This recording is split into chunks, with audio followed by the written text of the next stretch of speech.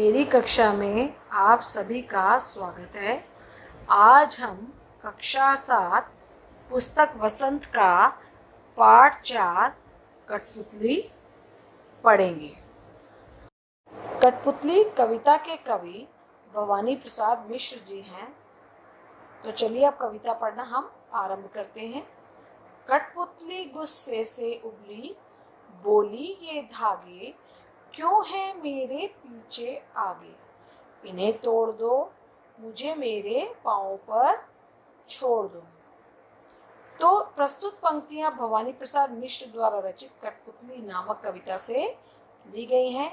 इसमें कवि ने डोरियों से बंधी एक कठपुतली के स्वतंत्र होने की इच्छा प्रकट की है।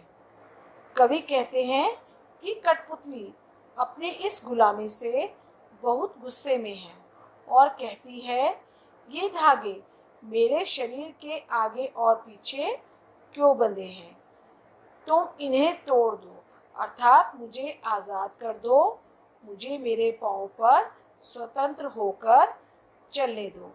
इसका भाव यह है कि इन पंक्तियों में कठपुतली ने स्वतंत्र होने की इच्छा प्रकट की है।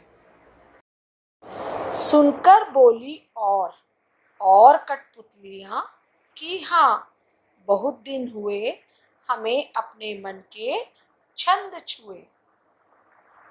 इन पंक्तियों में कवि कहता है कि एक कठपुतली के स्वतंत्र होने की इच्छा सुनकर अन्य सभी कठपुतलियां बोली और वो कहने लगी कि हमें अपने मन में खुशी नहीं हुई, हम मन से बहुत दुखी हैं।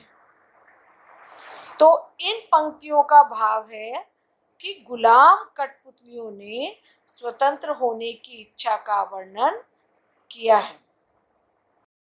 मगर पहली कठपुतली सोचने लगी, ये कैसी इच्छा मेरे मन में जगी।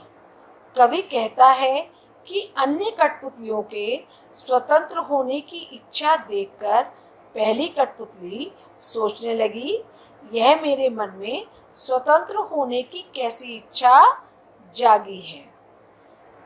अब वह सबकी जिम्मेदारी के बारे में विचार करने लगी कि क्या सभी स्वतंत्र होकर खुश रह पाएंगी, क्या उनका यह कदम ठीक होगा।